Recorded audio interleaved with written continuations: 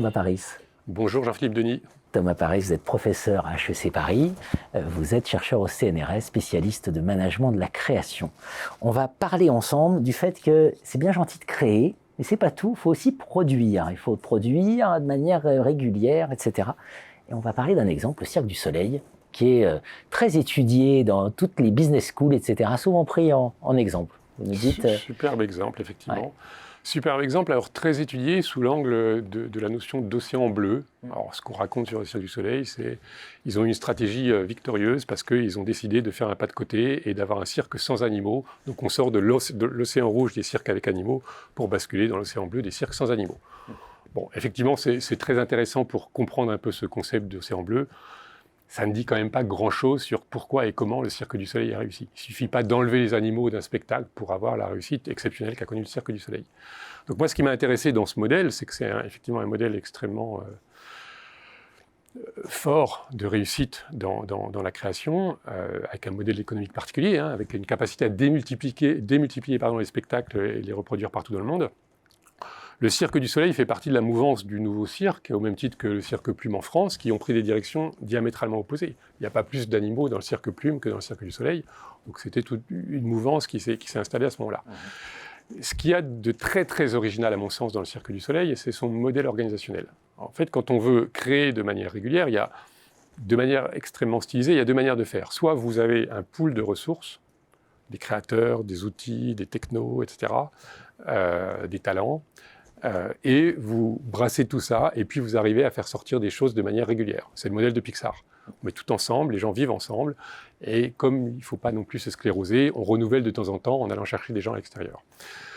Et puis il y a le modèle à l'opposé, qui est plutôt le modèle qu'on trouve dans, si je garde l'image de Pixar, qu'on trouve dans l'animation française, où la structure élémentaire de production, c'est une micro-entité avec deux personnes, une personne, et qui va aller chercher les ressources dont elle a besoin pour créer un projet. C'est-à-dire qu'il y a une idée d'un projet, et on va aller mobiliser les différentes ressources, les talents, les technos, etc.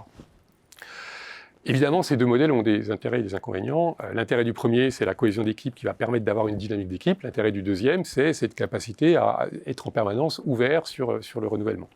Et puis, un modèle intermédiaire qu'on trouve dans des structures comme la Comédie Française, où vous avez l'ensemble des ressources qui sont dans une entité, sauf une, le créateur ou la créatrice, qu'on va chercher ponctuellement pour chaque spectacle.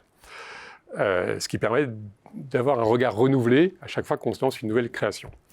Le Cirque du Soleil est un modèle proche de celui-là, avec une nuance qui, à mon sens, est extrêmement pertinente.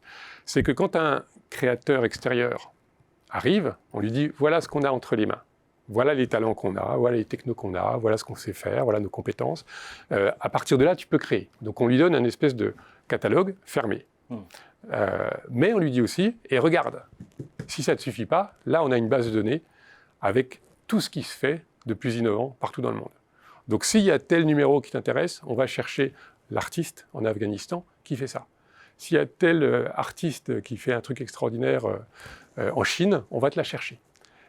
Et donc, le Cirque du Soleil arrive à avoir un modèle grand ouvert, c'est-à-dire qu'ils ont une espèce de conscience organisée sur tout ce qui se passe dans le monde, et disent aux talents qui arrivent, voilà, nous, on vous donne déjà un certain nombre de choses pour vous inspirer, mais en plus, on vous dit, il y a plein d'idées qui sont ailleurs, et on peut aller les chercher. Donc c'est une espèce de... On peut tout à fait prendre l'image de la palette, c'est-à-dire que quand vous avez un peintre, vous lui dites, voilà, tu as du bleu, du rouge, du vert, fais quelque chose.